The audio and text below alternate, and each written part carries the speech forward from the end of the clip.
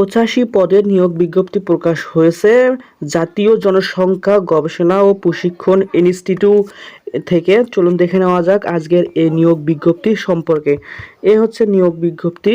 এখানে দেখা যাচ্ছে যে 1 নম্বর পদে রয়েছে ডাটা এন্ট্রি অপারেটর, মাসিক সর্বসাকুল্যে 19,825 টাকা বেতন হবে ও মাঠে অবস্থানকালীন সময় বা প্রশিক্ষণে অংশগ্রহণের সময় নিয়ম অনুযায়ী ভাতা প্রদান করা হবে। এখানে পদসংখ্যা 50টি।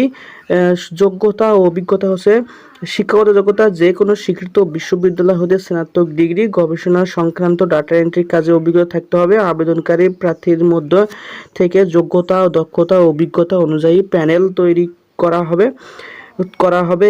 গবেষণার কাজে অভিজ্ঞতা সম্পূর্ণ প্রার্থীদের অগ্রাধিকার দেওয়া হবে। 2 নম্বর এখানে পদটা হচ্ছে ডাটা অ্যানালিস্ট। এখানে মাসিক বেতন সর্বসাকুল্যে হবে 19,825 টাকা ও মাঠে অবস্থানকালীন সময় প্রশিক্ষণে অংশগ্রহণের জন্য নিয়ম অনুযায়ী ভাতাদি প্রাপ্য হবে। এখানে 5 জন সংখ্যা, এখানে পদসংখ্যা হচ্ছে 5 জন। শিক্ষাগত যোগ্যতা কোনো স্বীকৃত বিশ্ববিদ্যালয় হতে স্নাতক ডিগ্রি পাশ করতে হবে, তাহলে আবেদন করতে পারবেন। এখানে 3 নম্বর পদটি হচ্ছে এডিটর বা কোডার, মাসিক সর্বসাকুল্য বেতন 19,825 টাকা ও মাঠে অবস্থানকালীন সময় প্রশিক্ষণে অংশগ্রহণের জন্য নিয়ম অনুযায়ী ভাতাদি প্রাপ্য হবে। এখানে পদসংখ্যা হচ্ছে 20টি। শিক্ষাগত যোগ্যতা যে কোনো স্বীকৃত বিশ্ববিদ্যালয় হইতে স্নাতক ডিগ্রি পাশ করলে আবেদন করতে পারবেন। 4 নম্বর এখানে পদটি হচ্ছে রিভিউয়ার। এখানে পদসংখ্যা হচ্ছে 5টি। বেতন হবে প্রতিদিন 3,000 হারে সম্মানী হবে। একটি প্রতিবেদনের জন্য একজন সর্বোচ্চ 40 দিনের বেশি সময় পাবেন না।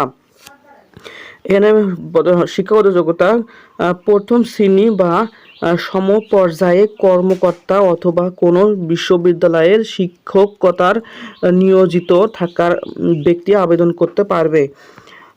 এখানে 5 নম্বর পদটি হচ্ছে প্রতিবেদন সম্পাদক। প্রতিদিন 3,000 হারে সম্মানী হবে, প্রতিদিন 3,000 টাকা করে সম্মানী পাবে। এটা সর্বোচ্চ 40 দিনের বেশি পাবে না একটা প্রতিবেদনের জন্য।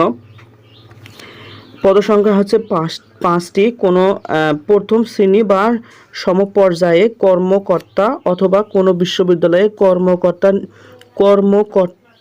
শিক্ষকতায় নিয়োজিত আছে এমন ব্যক্তি এই পদে আবেদন করতে পারবে।